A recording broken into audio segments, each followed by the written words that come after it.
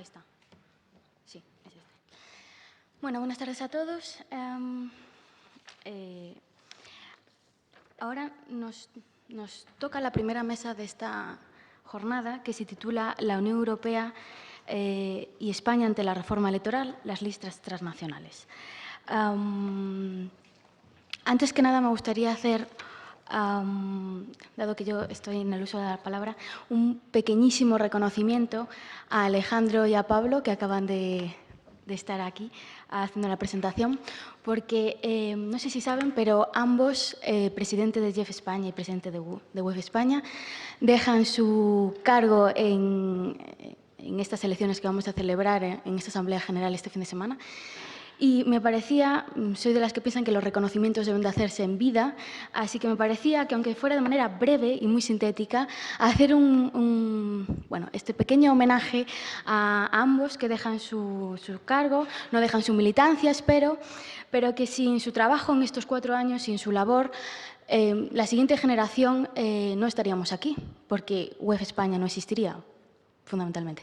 Entonces, por ello, aunque sea simplemente esta mención, no podía dejar pasar de hacerla. Bien, como les decía, buenas tardes a todos. Teniendo en cuenta el no a la votación del Parlamento Europeo que mencionaban tanto Alejandro como Pablo, nos encontramos ante una situación compleja, como suele pasar en la Unión Europea, y con el firme propósito de construir el demos europeo, se ponía encima de la mesa esta propuesta de las listas transnacionales. Pero teniendo en cuenta este no, podemos preguntarnos si este debate realmente tiene sentido, si este debate merece la pena hacerse o está superado por la realidad.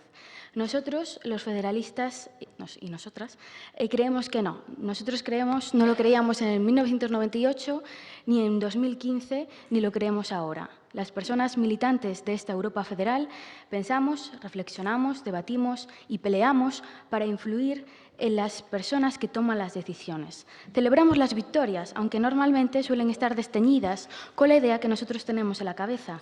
Nos replegamos en las derrotas, pero las derrotas aprovechamos para reflexionar, escucharnos, sobre todo no solo escucharnos a nosotros mismos, sino escuchar a otras personas que tienen otros puntos de vista sobre las propuestas que proponemos. Y con todo ello, buscamos ser, como decía Alejandro, la guardia, que me ha encantado la expresión, la guardia de Spinelli, para que quizás en otro momento en el que las circunstancias sean mejores, quizás porque nuestro trabajo también haya sido más fructífero, encontramos otro nuevo momentum, como mencionaba Pablo, para volver a poner otra vez encima de la mesa una nueva propuesta mejor, más elaborada y con una mejor estrategia también para hacer por fin posible lo que a nosotros nos gusta llamar la Europa federal. Y para ello, para hacer este debate en este momento de cierta derrota, tenemos en esta primera mesa a 4 profesores universitarios que nos van a explicar su opinión, su punto de vista. No todos pertenecen al movimiento, cosa que es bastante interesante. Y posteriormente, como saben, tenemos una mesa con propuestas más venidas de la política. Entonces, en primer lugar, me gustaría presentarles a Consuelo Laiz Castro, que es profesora de Ciencia Política de la Universidad Complutense. Es miembro del Instituto Complutense de Ciencia de la Administración y ha coescrito un libro muy interesante que se titula Atlas Electoral de España, en el que evalúa la calidad de la democracia a través del análisis del comportamiento electoral. También tenemos a Gemma Sánchez Medero, que es profesora de Ciencia Política de la Universidad Complutense y que publica en 2014 un libro que se titula Sistemas Políticos Europeos, en el que estudia el sistema político y sus elementos de distintos sistemas como el de la República Federal Alemana, Francia, la República de Turquía, entre otros muchos. Pablo Simón, aunque no tiene nombre, está aquí, es el sin nombre, es profesor de Ciencia Política de la Universidad Carlos III, es experto en sistemas electorales, es miembro del Grupo de Análisis Político y coautor de un libro que se titula La urna rota, que pretende ofrecer un debate político informado sobre los problemas que tenemos en la reforma electoral, entre otros. Y en el vídeo de presentación del libro señalaba un aspecto que me ha parecido muy interesante para este debate, que no tiene mucho que ver, está en relación, pero bueno, es otro enfoque, que decía que en política no cree que haya recetas mágicas. Y quizás esa perspectiva también nos venga muy bien a los federalistas en este tema de las listas transnacionales, pero quizás en general también. Y por último, Oliver Soto, que, como es de la casa, todos lo conocemos un poco más. Es secretario de UEF España y presidente de UEF Madrid, pero también es profesor de Ciencia Política de la Universidad Complutense. Y también es presidente de Juventia, que es una cooperativa que se dedica a la consultoría social y a la gestión de proyectos europeos, entre otras cuestiones. Entonces, si os parece bien, y esta va a ser la parte más difícil, tenéis 10-15 minutos para hacer una intervención para que luego nos dé tiempo a que haya un montón de preguntas y un debate muy vivo. Así que, Consuelo, si quieres empezar, gracias. Muchas gracias, Aroa. Buenas tardes, señor Pablo Faura, presidente de la Unión de Europeístas y Federalistas de España, señor Alejandro Peinado, presidente de los Jóvenes Europeístas y Federalistas de España, señor Eugenio Lasarre, presidente del Movimiento Europeo en España, señoras y señores, muchas gracias a todos por su asistencia. En primer lugar, quiero agradecer la invitación recibida de la Unión de Europeístas y Federalistas de España para participar en esta conferencia y agradezco especialmente la invitación del profesor Oliver Soto, secretario también de la asociación, como decía Aroa. Y es un tema que agradezco especialmente porque participar hoy con todos ustedes en el análisis de la reforma electoral, tanto en el ámbito europeo como en el ámbito de España, es para mí una oportunidad muy interesante de reflexión y de debate de sumo interés. Por tanto, muchas gracias a los que organizan este evento, que goza además de una asistencia elevada para los momentos en los que estamos.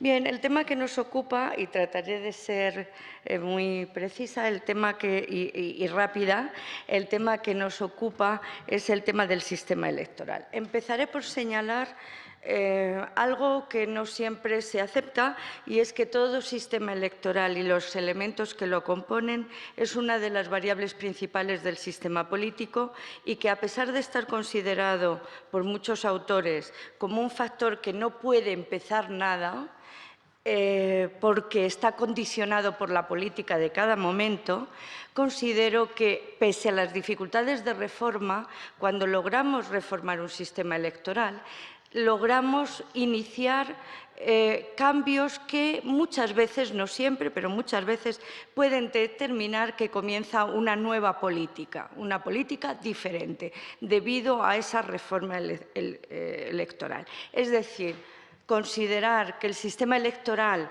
es una variable independiente del sistema político es algo que yo defenderé en esta exposición. Por tanto, las consecuencias que produce su reforma son relevantes. No siempre, pero en muchos casos son relevantes.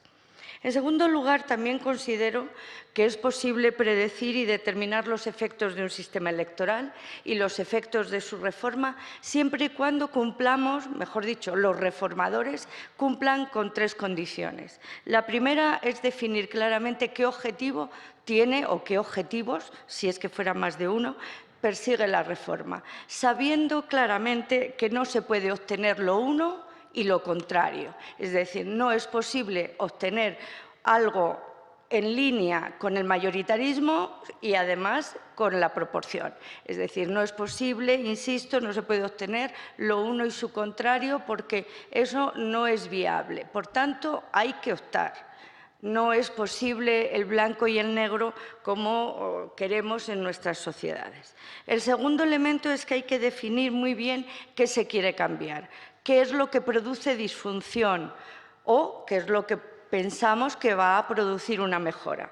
Y, en tercer lugar, y creo que muy importante, quizá el factor más importante, cómo se va a cambiar lo que se desea cambiar. Es decir, muchas veces vemos el defecto que tiene un sistema electoral, pero, sin embargo, no sabemos cómo modificarlo para obtener algo mejor, no para repetir los errores o cambiar esos errores por otros. De modo que cómo se va a cambiar aquello que se desea cambiar es fundamental. ¿Cuál es el problema y por qué reformar un sistema electoral, aunque sea a nivel de modificar la circunscripción, es tan problemático? En primer lugar y sobre todo, porque además de los aspectos técnicos que tiene la reforma de un sistema electoral, está condicionada por una realidad política. ¿Cuál es esa realidad? Que aquellos que aprobaron un sistema electoral en un país y ellos han accedido al gobierno, es decir, son partidos ganadores que están gobernando, persiguen o pretenden, se esfuerzan en mantener las reglas electorales con las que ya ganaron. Con lo cual, aunque la reforma pueda tener un aspecto técnico relativamente fácil, diríamos, entre comillas, el problema es que necesitamos que los partidos lleguen a acuerdos y esos distintos partidos están formados, entre otros, por aquellos que ya ganaron las elecciones con el sistema anterior. Ese es el gran problema que ofrece cualquier reforma electoral. El siguiente punto que querría tratar es, en definitiva, ¿por qué consideramos tan importantes las elecciones? Sí, por favor. ¿Por qué consideramos tan importantes las elecciones? ¿Y por qué nos detenemos a ello a pesar de que haya habido un cierto fracaso momentáneo en la propuesta llevada a la Unión Europea? Porque las elecciones, además de producir representación, tienen dos objetivos fundamentales, que son los de producir legitimidad y producir gobierno. ¿Qué significa producir legitimidad? Pues yo creo que todos ustedes lo saben, no hace falta que me detenga mucho en ello. Se trata de cumplir con todo lo que tiene que ver con los procedimientos legales y con todo lo que significa elecciones libres, periódicas, competitivas y limpias. Es decir, la legitimidad se obtiene cuando unas elecciones se realizan de acuerdo con las reglas del derecho establecidas en un sistema democrático. Y esto en las democracias consolidadas generalmente ocurre, de modo que no me detengo más en ello. Pero el segundo objetivo, el objetivo de producir gobierno, es mucho más incierto. El objetivo de producir gobierno significa que los cargos que hemos elegido tienen que lograr formar un gobierno y gobernar efectivamente.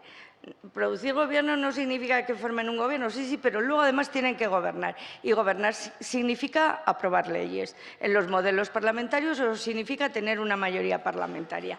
Ese producir gobierno, o lo que a veces se ha denominado gobernabilidad, es mucho más incierto. Es un objetivo que además la ciudadanía normalmente no nos preocupamos, sobre todo en la mentalidad y las formas de pensar la política de las sociedades del sur de Europa. Estamos siempre muy pendientes de participar, participemos o no, pero de la representación.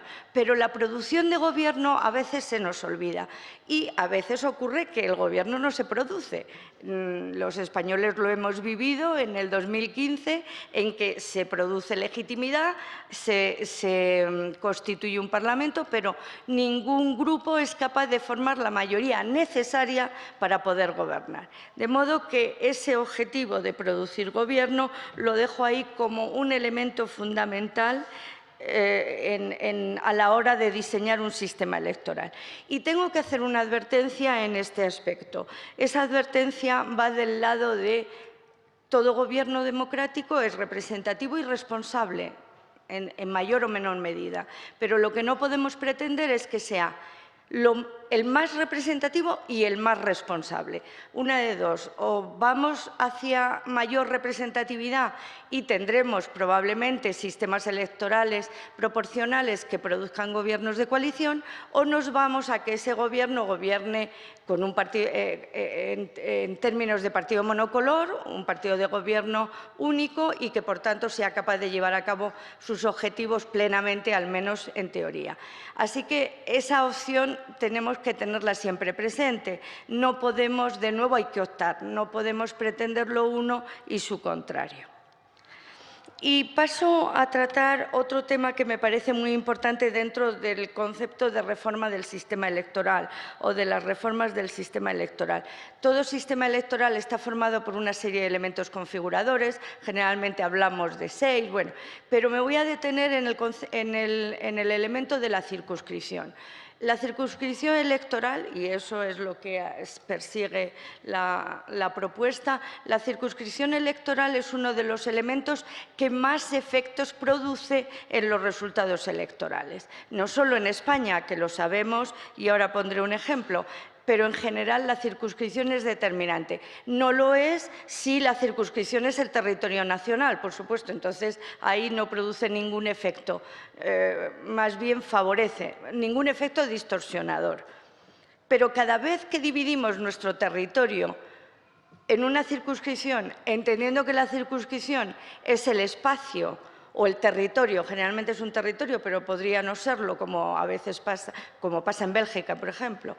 Pero si es un territorio, cada vez que dividimos el territorio en circunscripciones, estamos perdiendo votos, estamos perdiendo proporcionalidad entre votos y escaños. De modo que la división de la circunscripción produce efectos generalmente muy perniciosos. En el caso de España, y tomo el ejemplo solo un momento a efectos un poco de que se vea, bueno, en principio la Constitución y la LOREG toman la provincia como un elemento esencial dentro de todo lo que es el sistema electoral, sobre todo al Congreso de los Diputados. Pero no solo eso, es que además, si vemos en la imagen del reparto de los escaños en el territorio nacional, vemos un país relativamente grande, pero bueno, tampoco es inmenso, fragmentado en 52 territorios. ¿Eso qué significa? Significa lo que están viendo en pantalla se refiere al 2016, pero en fin, también en el 2015, también en el 2011. ¿Qué es lo que vemos ahí? Que de las 52 circunscripciones, bueno, eso lo tendrían que contar, pero se lo cuento yo, de las 52 circunscripciones, 35 tienen de 1 a 6 escaños, con lo cual tenemos el país repartido y no cabe duda, la representación en el Congreso de los Diputados es personal. No hay nada de representación territorial, pero pareciera que el territorio es más dominante que la circunscripción. Es un poco lo mismo que ocurre en la Unión Europea. Los Estados miembros toman más preeminencia que lo que es la representación como tal a nivel europeo. Bien, quiero que vean esa imagen. No vamos a entrar en mucho más. Si pasamos a la siguiente, y sobre todo a la siguiente, porque ese es el censo, vemos el valor del escaño. Y en el valor del escaño vemos que la periferia tiene un valor de escaño superior y que todo el interior tiene un valor del escaño sobrerepresentado. Es decir, todo lo que son los territorios y las provincias, bueno, en este caso del interior, vemos que tienen una sobrerepresentación frente a la periferia que tiene una subrepresentación. Bien, pues esto que lo vemos aquí a nivel de España, lo muestro para mostrar, o perdón la redundancia, para señalar cómo podemos destrozar una representación personal, puesto que el Congreso de los Diputados no tiene más que representación personal, el Senado tiene personal y territorial, pero el Congreso no, cómo se puede transformar por la hegemonía del territorio. Y esa hegemonía del territorio no es inocente. ¿Puedo usar 5 minutos más? No es inocente. ¿Por qué digo que no es inocente? Porque está enormemente vinculada al concepto de nacionalidad y de Estado-nación. Es decir, ¿cuándo se divide un país tanto?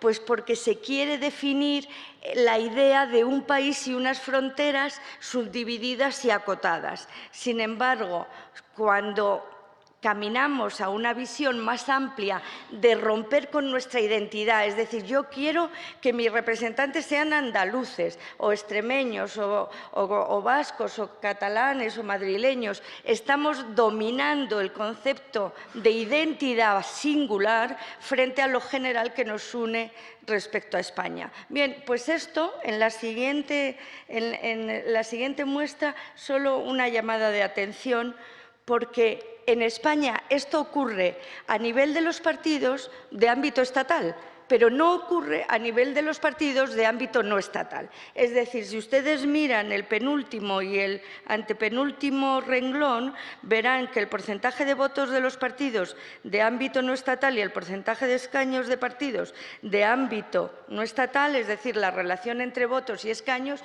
es prácticamente perfecta, 14,6 frente a 14,57, la unidad, es decir, un voto, un escaño. La relación es prácticamente perfecta, pero claro, cuando un partido tiene implantación en todo el territorio nacional, ahí se desperdician votos, porque no se alcanza al mínimo necesario para cada circunscripción.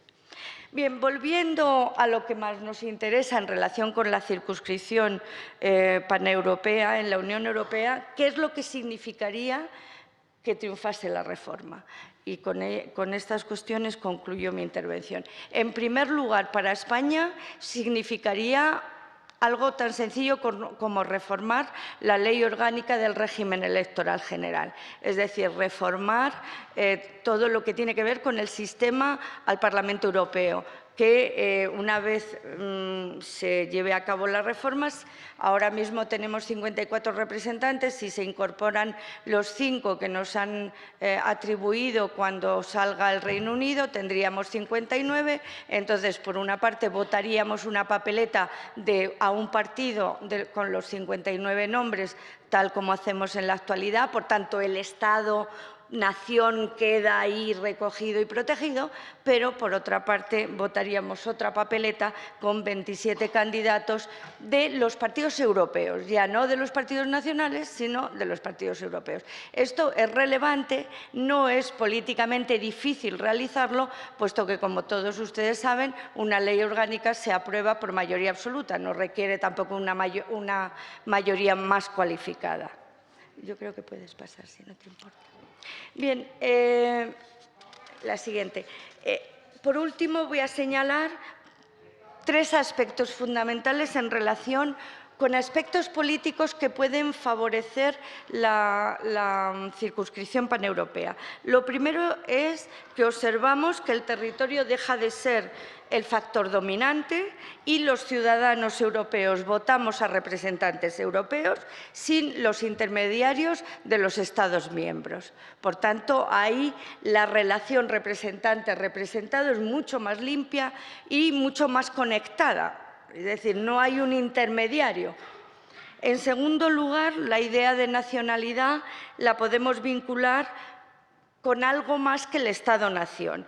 En el pasado, el Estado-nación y su frontera era lo que concedía los derechos políticos a aquellos que nacieron en ese entorno. Bien, pues el ciudadano europeo votando a europeos sin que nos importe de qué Estado proceden esos europeos, estaremos construyendo no una nación de un país, sino la nacionalidad europea. Y, en tercer lugar, y con ello concluyo, las democracias que originalmente se basaron en esta idea del Estado-nación para definir a sus ciudadanos, ahora vemos cómo dentro de la Unión Europea podríamos caminar a algo que ya tenemos, que es una organización supranacional de cierta categoría, no consolidada completamente, pero muy asentada, una ciudadanía múltiple que tenemos pero que no la usamos porque somos europeos, somos españoles y algunos pueden tener incluso una segunda nacionalidad de otro país. Eso en nuestras mentes es ajeno, no pensamos en ello. Y en tercer lugar, como consecuencia de las otras dos, una idea de nación europea, es decir, construir el demos europeo, construir algo que vaya más allá de los intereses particulares de los partidos políticos ubicados en los Estados miembros. Nada más, muchas gracias.